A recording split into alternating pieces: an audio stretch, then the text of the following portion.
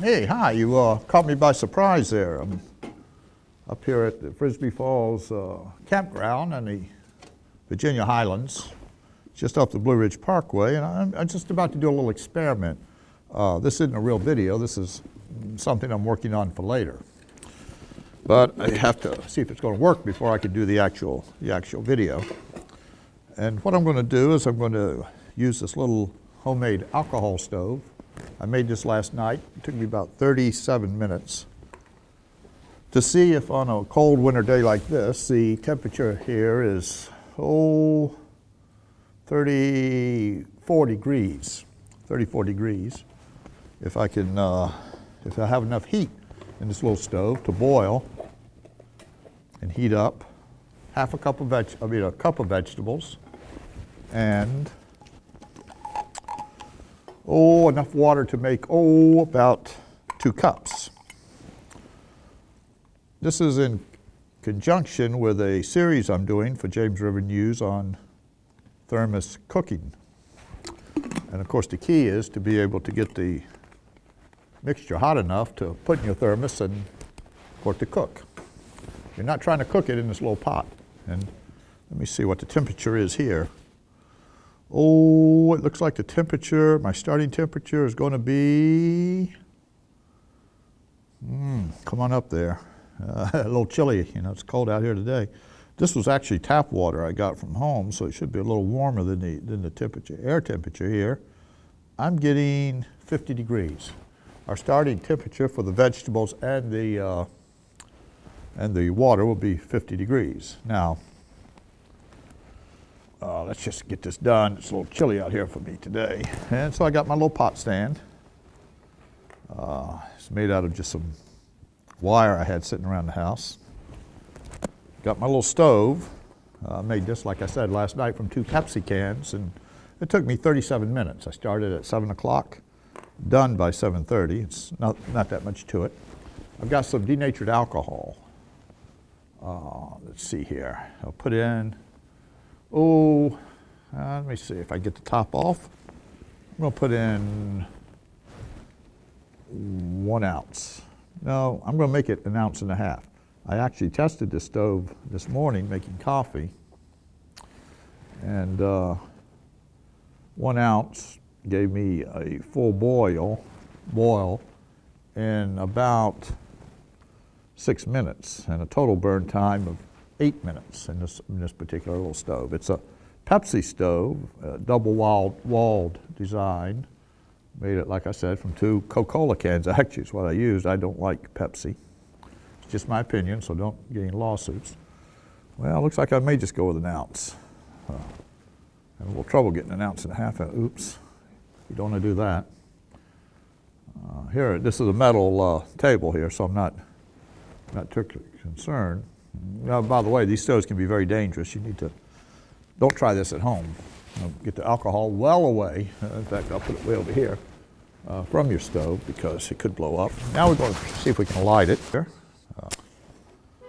a little cold. People are honking horns over there. There are some dicks around here, no question. Yeah, it lit up nicely. I didn't expect it to. I'm using this stove. It's a double-walled Pepsi stove. I've made others.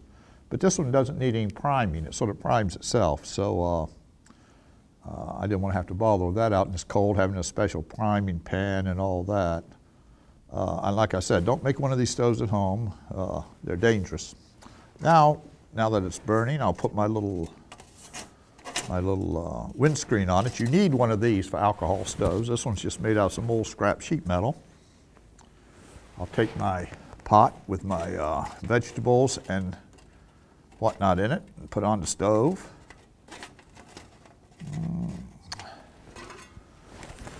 I don't know if it's still burning. See, the problem with these alcohol stoves, in a day like today, you can't see the flame, so you have to take it on faith.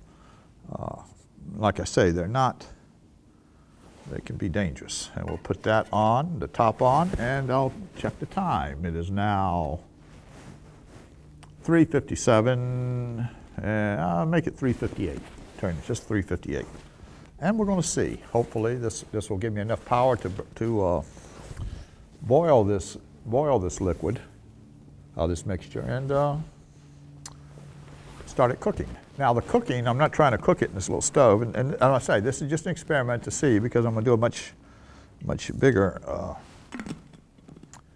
demonstration later with real recipes and all that. I just put in some vegetables and some soup. I mean some water. I mean the problem is you got to try to get this stuff hot and boiling, and then what you do is you take your mixture and you pour it into a thermos, and this is where the actual cooking takes place. This technique, this thermos cooking technique, is an incredibly effective technique when you don't have a lot of fuel, when you don't have a lot of equipment, when you don't have a lot of time. And what better way to demonstrate that than to come out here in the mountains and on a cold winter day and try to do it on basically a little alcohol stove, a little homemade one to boot. It's not even a commercial model, and it's not particularly effective. Though I tell you, I have been very happy with this one. Like I said, I made it in about 37 minutes exactly. It's a double-walled design. It's generically called a Pepsi stove, but this one I use Coke cans, and I tell you the truth, I may show it to you when this is finished. I didn't put a lot of time or effort into making this stove aesthetically pleasing. Now, I tested this at home, like I said, last night and this morning, and I got a pretty good burn, a pretty good boil after a very short period of time. Man, I tell you one, when that sun goes down, it gets cold up here in the mountains. This Frisbee Falls campground up off the Blue Ridge Parkway is actually closed today. You can't do any camping, but the gate was open, so I came on in. I'm in one of the shelters just to keep out of the wind. I'd probably be warmer out there in the sun, but you know, it snowed last night. We have snow everywhere, and I just didn't feel like trudging over there. And of course, it may not work out there as well. Where's my thermometer? I'd like to see if the temperature has dropped any. The temperature is still out here. Oh Jesus! It has. It's temperature's like 30 degrees now. You know, sun's going down. As the sun goes down up in the mountains, I tell you, it gets cold quick. Let me see here. You shouldn't be doing this because I'll end up slowing it down. Slowing down the burn, but it's going pretty good. I can feel a lot of heat coming from it. You know, I can't tell. You can't see in the sunlight if it's burning. If it's burning or not. Yeah, it looks like it's going pretty good. You know, these are fun stoves to make, but I got to tell you something. I would not recommend that you do one. They can be very, very dangerous. They've been, if you go on the internet, you'll see stories about them blowing up and spewing hot alcohol everywhere. Of course, if I knocked this over and spilled it, I'd have hot alcohol, flaming alcohol in my lap. I mean, it's not something that you want to play with. Well, look at that. Can you see the steam in that video? I don't know if you can or not, but this is going very, oh my Lord, there it is. And the time is 4:05, and we got a boil. I'm going to get the camera there, see if I can get a picture of this. If you can hold on for a second. Oh, there you go. Can you get a better boil than that? I ask you. And look at that. I mean, this is cooking. And this is not water. I mean, I have all that extra stuff in there. And, you know, this took almost no time. This took less time here than it did in my home, in my much warmer environment. That is one effective little stove. Of course, you know, you see the windscreen there and you see some of the details. I may show you a picture of the stove when I'm done. I hate to sound like I'm advocating use of these stoves, though, because, like I said, they are dangerous, and that is not the intent. My intent is to demonstrate how powerful a tool thermos cooking is. The reason I did this little stove, I'm just going to let it burn, and you'll see how long it burns. What time did I tell you we started? 4 o'clock, something like that? 4:08? Well, I'll figure it out later. And I'm just going to let it boil here. And you can see the top, actually. You could put some. This is a snow peak, a little snow peak pot with a little frying pan. And I could put something in there to heat it up. Man, that is burning so nicely. Now, if I had brought my funnel, and you do need a funnel, and if I had brought my, of course, I don't have all the ingredients in here. I don't have my spices. I don't have my olive oil. I don't have the peanut butter. You know, all the stuff I normally use. But if I'd have brought all that, and if I'd have brought my barley, my hull-less barley, only use hull-less, don't use that other stuff. And I think barley is something you really want to try if you're into good eating. Most Americans don't even know about it. If I'd have brought my funnel, and you need a big funnel, I could have filled my thermos, put in my barley, and we'd be ready to go. I always put the barley in after the hot stuff, because the barley is really what it takes time to cook. But if you try to put it in the pot, you find it sticks, and it's hard as hell to get it out of the pot. The trick to thermos cooking, and there's another car driving by. What they're doing up here? You know, the trick to thermos cooking is to get it into the thermos as quick as possible. Now that may be giving up the ghost. I don't know. I think maybe that's it. Boy, that is beautiful. Look at that steam. Yeah, every time I open this, by the way, I'm letting more steam out, so you know you can see that that's not good. But I mean, this is an incredible little stove, really. 409 it is now, and it's still going on the alcohol I put in there, and wow, I think it's about done. You know, I wish I could show you the pattern of this burner, but this isn't a story about these stoves. I mean, I didn't plan to do any of that. I mean, it's more of a story about, you know, the thermos cooking thing. I'm just using this as an example. And the reason I'm using this is because it demonstrates how incredibly effective thermos cooking is, how you can do with minimum fuel in minimum time, and you can have great meals with no effort. And even as an emergency backup. Well, I hate to use emergency in America. I mean, what we call emergency in many parts of the world, or a lot of parts of the world, wouldn't even be a minor inconvenience. I mean, even getting the cans to make a little stove like this, they're just not available in many parts of the world. I mean, it's just like, so I hate to use the word emergency. Let's just say a power outage, or you know, a time when you don't. And I think that's the end of it. And the time is 4:10. That's about right. That's about what the time I got at home. It looks like I got a couple more minutes today. You know, it could be the air, because we have air coming up through this grate on this picnic table, and that may be giving more air to the thing here. But anyway, that was it. You can see the stuff is pretty much finished cooking. The stove went out.